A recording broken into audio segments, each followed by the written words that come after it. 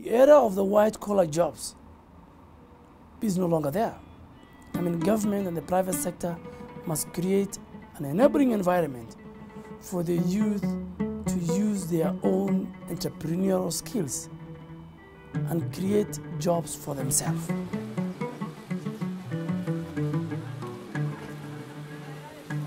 They don't have to be held down by their own perceptions about what's possible.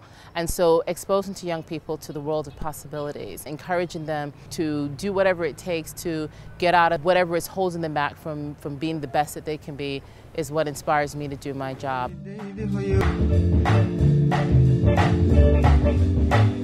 This is a really big town. This is an international center. It's a place where very many people come to invest. It's not a village for a few Somalis here. If I were to give you money to start a business, which product do you have started? The fish thing is very new. We did research and just discovering, wow, this is nice and let's try it. People around this area don't know nutritional benefit in the fish.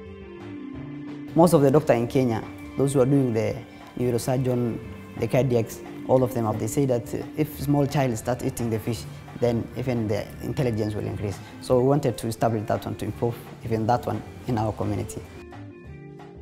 The biggest challenges that the community are facing is always that they are complaining that there's not enough milk in the market, and the ones we brought are always going bad due to lack of preservation methods. So we have taken a data before we proposed this project. We process them, put them into a packets, sell to the community. That's our plan. How we measure the outcomes of the grants would be looking at the activities that the youth themselves have realized. So what's come as a result of their fish farming project or their milk pasteurization project. I think the youth now have very brilliant ideas. Initially, there were 58 groups who applied for the community grants, and only 20 groups were qualified. I think youth-led development is the crux of development going forward. Young people make up the majority of all of our societies around the world, so they need to be at the forefront of it. If not, you're not going to go very far. What motivates me into volunteering? The issues that face us day to day, and they have no solution.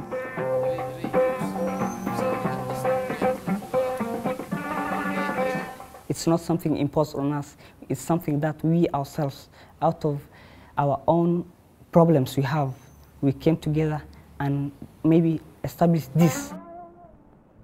The GE Youth has 4 different components. The Youth Action, it is the one that talks about how best to provide leadership skills to young people so that they can be empowered. The other component that we have is our Youth Work. And that's the component that focuses predominantly on helping young people transition into livelihoods where they can actually transition into jobs. Through that process, we also try to link them to financing so that they can set up micro businesses. Our youth education component focuses on how we can strengthen education in the primary and secondary schools. We are providing interactive radio instruction so that young people are able to participate more substantively. They understand what their rights and responsibilities are, cohabitating with people from diverse communities in a very peaceful way. To use this radio program in teaching the class, it is basically interactive. Teacher, call the reporter from a group. This particular radio program talks about child rights. It makes the people to cooperate.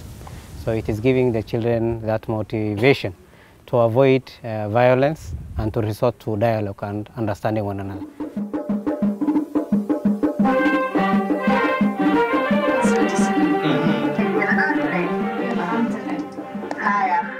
The main objective of this radio is to train youth to be able to manage the station in the future themselves without adults like me being around. Are you on air?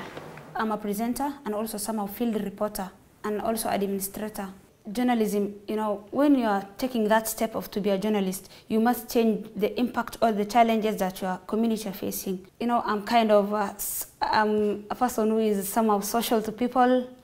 I like entertaining people. I like so many jokes. So, and journalism was also my dream since I was young. We are improving their professional capacity. And also, if they leave the station, they can be able to get jobs elsewhere and work as journalists. I produced 7 programs. The first one was girl child education, and my second program was effect of early marriage. You know, in culture of Somali, they like to marry their daughters off while they are age of 14 to 16 without the consent of that girl. So this day I went for a meeting, a youth meeting.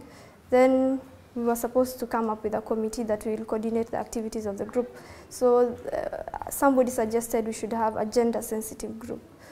At that time, we were only 5 girls and around 90 boys. Some guys stood up and said, no, we don't need ladies, you know. Why should we have them here? So it was so humiliating. For me, I was just out from school and I was ready to come and put into my society. I was just heartbroken in a way, yeah. But I didn't really just take that very seriously, yeah. I said, I know what I'm going for and I'll go for it.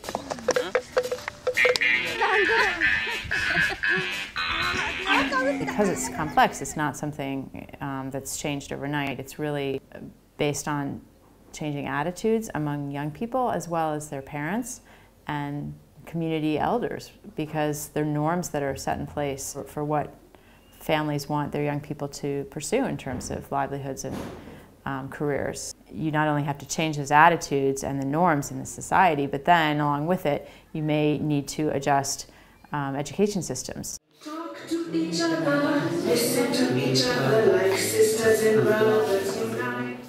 The issue of manual labor or certain types of service jobs for young people is an issue in most of the countries in which EDC works. In the Middle East, it's referred to as the culture of shame. You know, to some extent, we see it everywhere. It's a very, very complex issue. It is true that we have a negative attitude as young people towards manual labor in Garissa. We've been brought up in a pastoralist situation where we've been taught only to herd goats, camel, cows. So that is the only basic labor we know.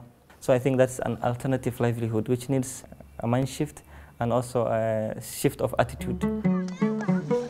We're trying to really link them to mentors, people who are going to be role models for them. Because I don't think they realize that some of the people that they admire the most in the society started with jobs that were seemingly menial. We're expecting and hoping that it'll inspire young people to think outside of the box, which for them is NGO, ICT, and start doing something that might be a little bit more sweat intensive.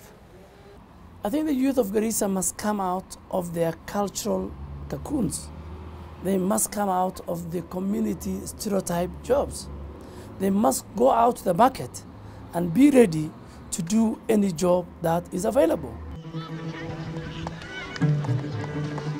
Basically, I've lived a bit distant from my parents who live in a village outside Garissa. For the people at home, they look at material value, what they want to achieve for the children, or what more material value, what business value, what economic value of everything in life.